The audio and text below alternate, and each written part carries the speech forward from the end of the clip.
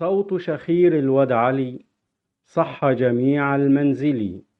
أيقظ جيرانا لنا، جعل الحي يولولي.